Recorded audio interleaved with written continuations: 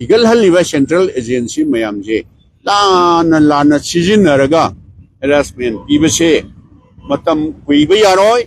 सुसोय सोयदना मोय माइथीदना नोमदी भारत की प्रजासिंगना मखोयदा वारकलकनी हाइबसे मसी अखोय कांग्रेस पार्टी की असौब थाजबनी हाइबा आई प्रेमा फेसी एविडेंस लेतबा हाइबा तारे नेशनल हेराल्ड हाइबा मसी की जर्नलिस्ट असी जर्नल असी भारत की इहान हानबा प्राइम मिनिस्टर पंडित जवाहरलाल नेहरू की मतमदगी मसी हौरक्लबा अदुगुंबा जर्नल खबर अमनी मसीदा तोंगान तोंगानबा ओइदा पादबा चार्ज मयाम अमा तौसलगा श्री राहुल गांधी जी मरुओइना मयामनसु हेना खंगिरमनी Enforcement Directorate office money laundering case की पांझलगा हाइतारे पुंग कया हेरासमेंट तौदना डिटेल तौदना मंगोंदा ओटपा याबा नैबसे अयाम अहलमन्नसु हाइनबा अचुंबा हाइबसिदी लोटपा याबा नते अदुना ngarang asi matam khar changbai wani achumba haibasidi akhoi ahlaman na hainaba mai se phina kuppaga thamba yadi haibado tuga chap manana english ta hairaga di kare haini the truth prevail achumba na joy oire haibado hoi hairakpa yai masi aroiba na te haina adubo akhoi na thajai madudi court अमना ED की Enforcement Directorate ना designate तौबा court अमना Enforcement Directorate हाइबसे हिजनबगी agency अमनेबे investigating agency नि ED हाइबा सीबीआई हाइबा सेंट्रल एजेंसी ओइबनी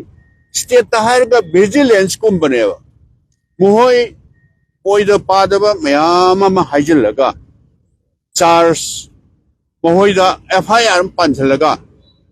मधु थिगत हनबनेबा थिगत हनबे थिगत ले हाइद्रा मधुगिदा फंगबा findings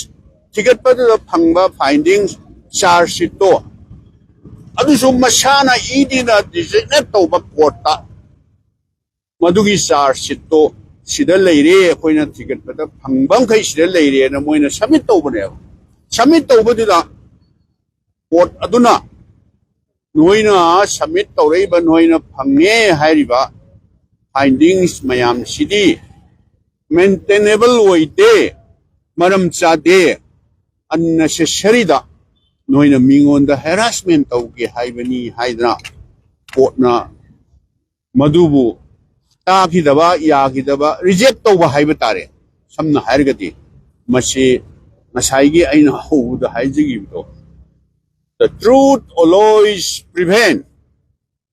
Achumbana saitame jayati Hindi da haibado lan hidra na haidabani da. Achumba haibasidi matam punamakta Mongol woi. Matam khara wabai wani ko. Matam khara changbai wane ba. Yes.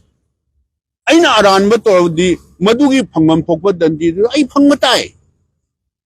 Madugi accept tawba tai ba dudi. Madugi aina aran ma torba tardi madugi phangmam thokba dandi dudi आई तराम न वोप ताई accept तौब ताइब अदुबु ngaranggi court की भारदिक court की judgement सिदी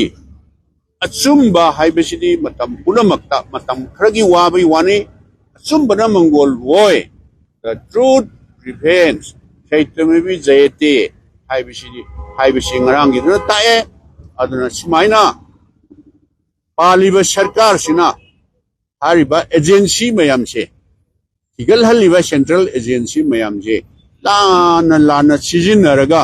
harassment पीबसे मतम कुइब यारोय सुसोय सोयदना मोय माइथीदना नोमदी भारत की प्रजासिंगना मखोयदा वारकलकनी हाइबसे मसी अखोय Congress party की असौब थाजबनी हाइबा आई